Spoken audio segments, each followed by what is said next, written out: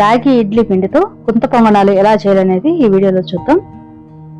చాలా ఈజీగా చేసుకోవచ్చు, సింపుల్గా, ఇంకా చాలా టేస్టీగా ఉంటాయి, ఇంకా హెల్తీ కూడా. వెయిట్ లాస్ అవ్వాలనుకున్న వాళ్ళకి ఇది బాగా యూజ్ అవుతుంది.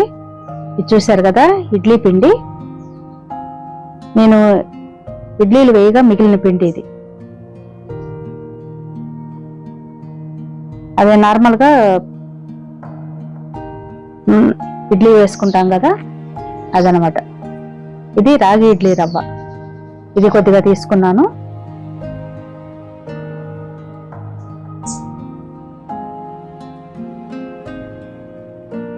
మినపప్పు, ఇడ్లీ రవ్వ వేసి మనం నార్మల్గా ఇడ్లీలు వేసుకుంటాం కదా, అదనమాట నేను ఫస్ట్ చూపించింది.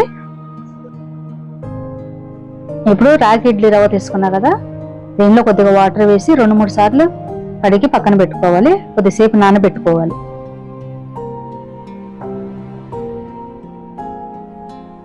ఇది రవ్వలాగానే ఉంటుంది. రాగి ఇడ్లీ పిండి కాదు, ఇది ఇడ్లీ రవ్వ అన్నమాట.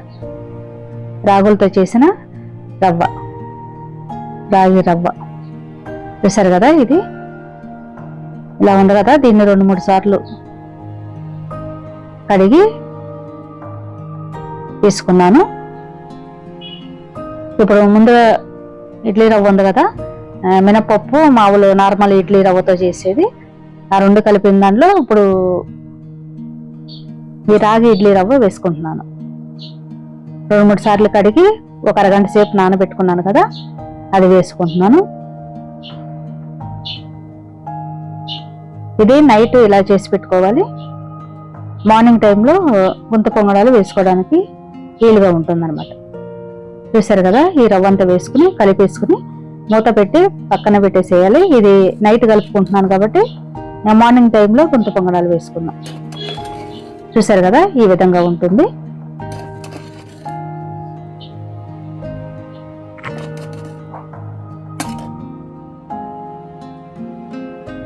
ఇప్పుడు మార్నింగ్ నైట్ అంతా పులియ పెట్టేసాం కదా, చూడండి వేరొక బౌల్లో వేసుకున్నాను.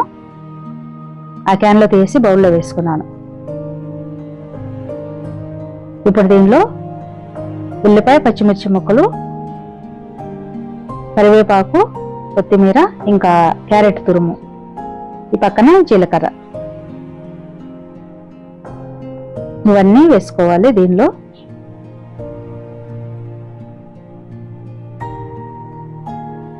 మనకి పొంగనాలు వేసుకునేటప్పుడు ఇవన్నీ కలిపి వేసుకుంటే చాలా బాగుంటుంది, చాలా టేస్టీగా ఉంటుంది, ఇంకా హెల్దీ కూడా. క్యారెట్ ఇవన్నీ వేస్తున్నాం కదా, కొత్తిమీర, కరివేపాకు, జీలకర్ర, ఇవన్నీ హెల్త్ కూడా చాలా మంచిది. పచ్చిమిర్చి ముక్కలు, ఉల్లిపాయ ముక్కలు, ఇంకేది క్యారెట్ తురుము, ఇది కరివేపాకు చిన్న ముక్కలు కట్ చేసుకున్నాను, కొత్తిమీర,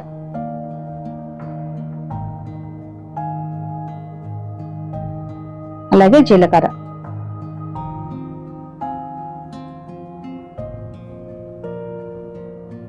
ఇవన్నీ వేసుకుని మంచిగా కలుపుకోవాలి.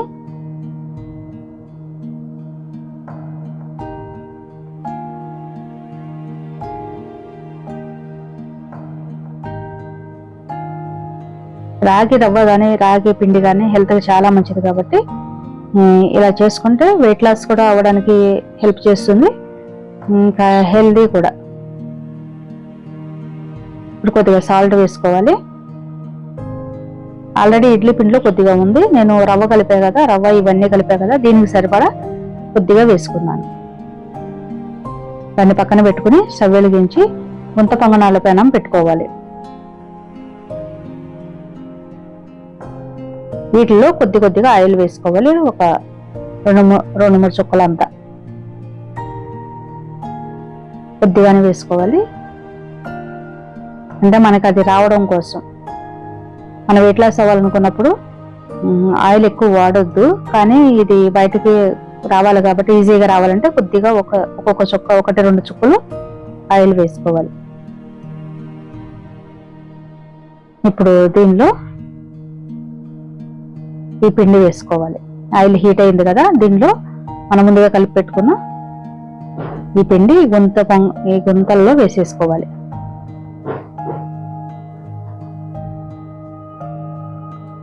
చాలా ఈజీగా చేసుకోవచ్చు, సింపుల్గా, చాలా టేస్టీగా ఉంటుంది తింటుంటే.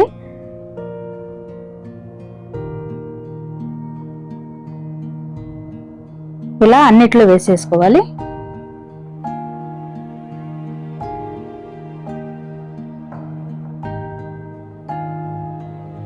మనం ఎప్పుడు ఇడ్లీ, దోశలు, ఊతప్పం ఇలాంటివే కాకుండా, ఉప్మా ఇలాంటివి కాకుండా ఇలా గుంత పొంగనాలు కూడా చేసుకుంటే చాలా బాగుంటుంది, వెరైటీగా ఉంటుంది. పిల్లలు కూడా చాలా ఇష్టంగా తింటారు.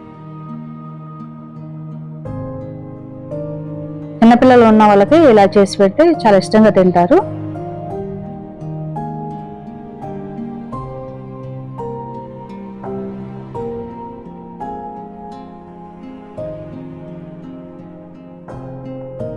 మా పిల్లలు చిన్నప్పుడు ఇలాగే చేసి పెట్టేదాన్ని నేను, మరలా ఇప్పుడు చేస్తున్నాను అనమాట.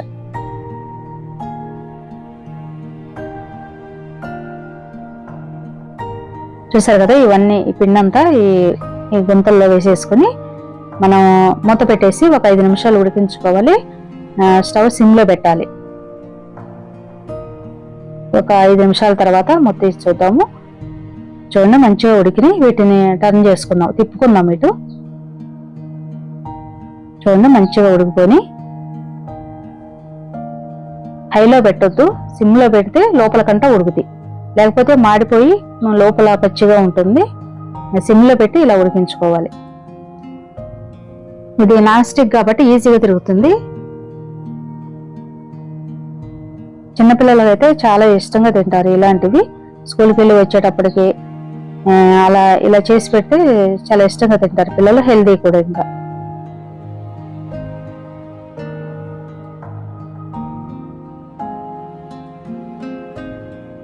ఇడ్లీ పిండి ఎప్పుడైనా మిగిలిపోయినా అలా మనం ఈ రవ్వ ఇలా కలిపేసి, రాగి రవ్వ కానీ అలాంటివన్నీ కలిపేసి ఇలా వేసి పెడితే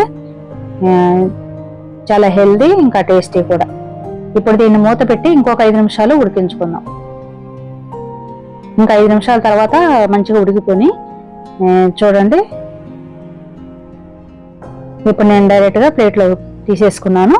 దీన్ని అల్లం చట్నీతో తింటే చాలా బాగుంటుంది. అల్లం చట్నీతో చాలా టేస్టీగా ఉంటుంది.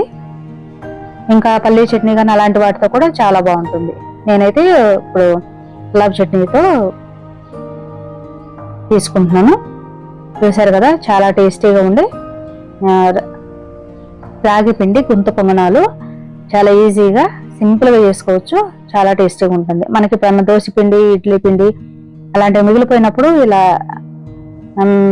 మనం వేరే రవ్వలో, జొన్న రవ్వ కానీ ఇంకా రాగి రవ్వ కానీ ఇలాంటివి వేసి ఇలా చేసి పెడితే హెల్త్ కూడా మంచిది, ఇంకా టేస్టీ కూడా ఉంటుంది. మీరు కూడా తప్పకుండా ట్రై చేయండి. ఈ వీడియో మీకు నచ్చినట్టయితే ప్లీజ్ లైక్ చేయండి, షేర్ చేయండి, ఛానల్ సబ్స్క్రైబ్ చేసి పక్కనే ఉన్న బెల్ సింబల్ని క్లిక్ చేసి ఆల్ అనే ఆప్షన్ ఎంచుకుంటే నేను వీడియో పెట్టగానే వెంటనే మీకు నోటిఫికేషన్ వస్తుంది. ఇలాంటి వీడియోస్ కోసం నా ఛానల్ సబ్స్క్రైబ్ చేసి నాకు సపోర్ట్ చేయండి. Thank you for